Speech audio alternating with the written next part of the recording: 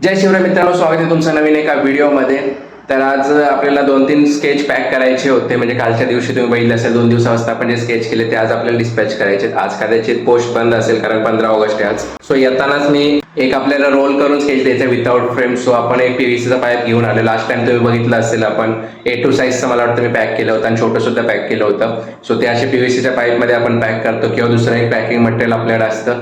पण ते सध्या संपलंय त्यामुळे मी हे पीव्हीसीचा पाईप घेऊन आलोय. म्हणजे स्केचला बिलकुल प्रॉब्लेम होणार नाही. सो हे मी आता येताच घेऊन आलोय आणि आता लगेच मला बाहेर जायचंय कारण आपल्याकडे A4 साईजचे फ्रेम संपलेत आणि 2 ऑर्डर आपण जे केले होते काल ते फ्रेम करून आपलं कस्टमरला द्यायचे किंवा कुरिअर करायचे ऍक्च्युअली त्यातली एक. सो फटाफट मी पहिल्यांदा फ्रेम घेतो आणि मग पॅकिंग करायला बसतो. A few moments later. चला मित्रांनो, मी A4 साईजची फ्रेम घेऊन आलोय. असे अजून 5 आपण फ्रेम घेतलेत, म्हणजे टोटल 5 फ्रेम घेतलेत आपण. आणि जो आपला आमचा फ्रेमवाला आहे ना तो थोडासा म्हणजे कंजूस टाईपचा आहे मला वाटतं, कारण त्याला मी विदाउट ग्लासचे सुद्धा आपण फ्रेम घेतो ना, कारण कुरिअरमध्ये विदाउट ग्लास आपण देतो ॲक्रेलिक शीट टाकून. सो हे फ्रेम ॲक्च्युली ग्लासवाले, त्याची प्राइसिंग तो आपल्याला कमी लावतो थोडीशी, म्हणजे बऱ्यापैकी जास्तच लावतो असं म्हणायला हरकत नाही, कारण मला दुसरीकडे अजून स्वस्तात मिळतं. पण विदाउट फ्रेमचं मी त्याला पहिल्यांदा ग्लासची प्राइस विचारली तर त्याने 40 रुपये सांगितले आणि विदाउट ग्लासची, कारण मला विदाउट ग्लासच घ्यायचं होतं, फक्त मी त्याला उलटं विचारलं पहिल्यांदा, कारण मला माहिती आहे तो विदाउट ग्लास डायरेक्ट फ्रेम विचारली तर तो जास्त प्राईस सांगेल म्हणून. सो मी ॲक्च्युअल प्राईसपेक्षा 40 रुपये कमी करून त्याला सांगितले एवढी होईल ना, तर तो थोडा डगमळला त्याच्यात, पण मग परत काय बोलू शकणार नव्हता ना. तर त्याला मी म्हटलं प्राइस विदाउट ग्लासचे पण मला दे, तर त्याने ते दिलं नाही. तो बोलला की आता रेडी नाही आहेत. ॲक्च्युली विदाउट ग्लासचे त्यांना काय करायचंच नसतं, जे फ्रेम A4 साईजचे रेडी असतात त्यातून ते ग्लास काढायचे असते फक्त, पण त्याला द्यायचं नव्हतं ॲक्च्युली. म्हणून तो बोलला की नाही, माझ्यासमोरच अजून 10 फ्रेम असे त्याचे पडले होते, ग्लासवाले होते पण ते ग्लास काढून देऊ शकत होता तो. म्हणजे थोडासा कंजूस टाईप किंवा त्याला कमी ह्याच्यात द्यायचा नसेल. त्याचा पोरगा चांगला आहे, तो कमी ह्याच्यात देतो, त्याला बिझनेस माइंड समजतं. त्याच्याकडे जवळजवळ मी 100-150 तरी फ्रेम आरामात घेतले असतील आतापर्यंत.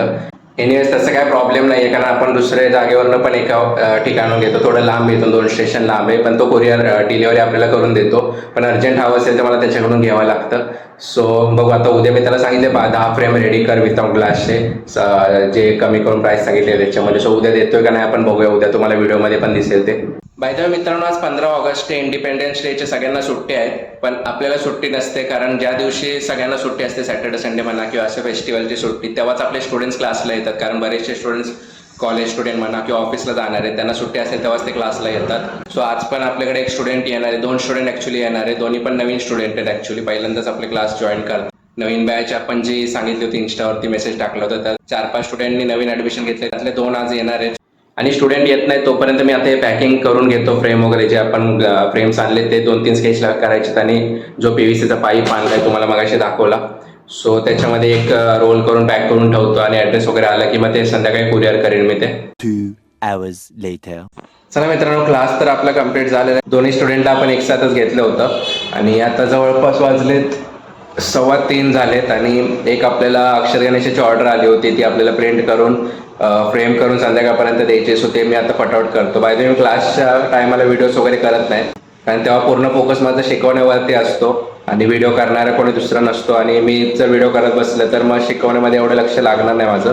त्यामुळे मी मोस्टली क्लास जेव्हा आपण शिकवत असतो तेव्हा मी क्लासमध्ये व्हिडिओज करत नाही. हा, जेव्हा स्टुडंट प्रॅक्टिस करत असतील तेव्हा मी व्हिडिओज मध्ये काढत जाईल. 1 hour later.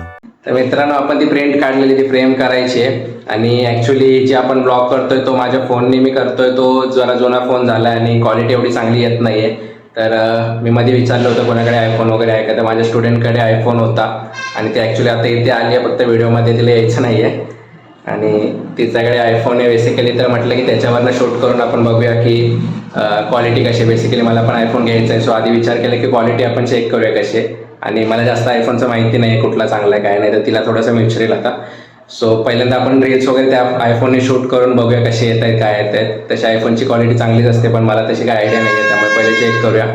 आणि तुम्हाला पण इन्स्टावरती बघायला भेटतील आपले ते रील्स, आणि तिकडे जाऊन नक्की मला कमेंट करा की तुम्हाला क्वालिटी बेसिकली कशी वाटते, कारण नॉर्मल फोनने शूट करून आणि त्यांनी थोडा फरक दिसेलच आपल्याला.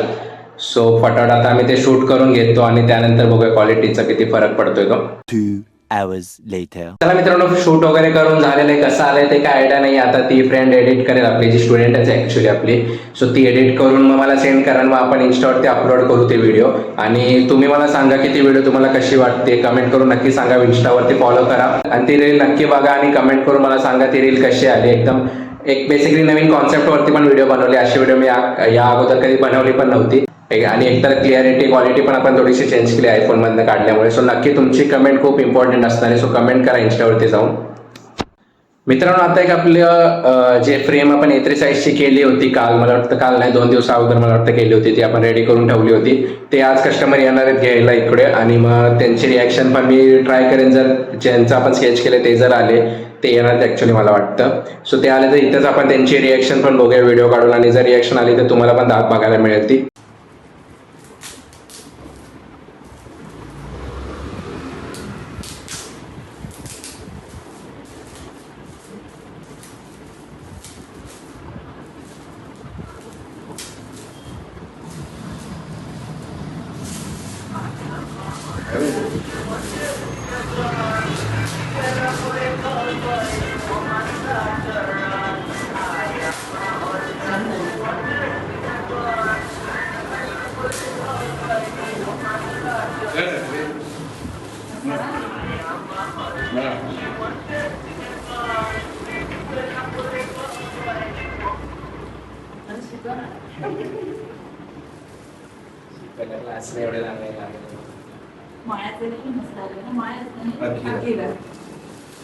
One hour later. मित्रांनो, आता संध्याकाळचे वाजले जवळपास 6:30 आणि एक गणपतीचे फ्रेम आपण तयार केली होती, तुम्हाला दाखवतो.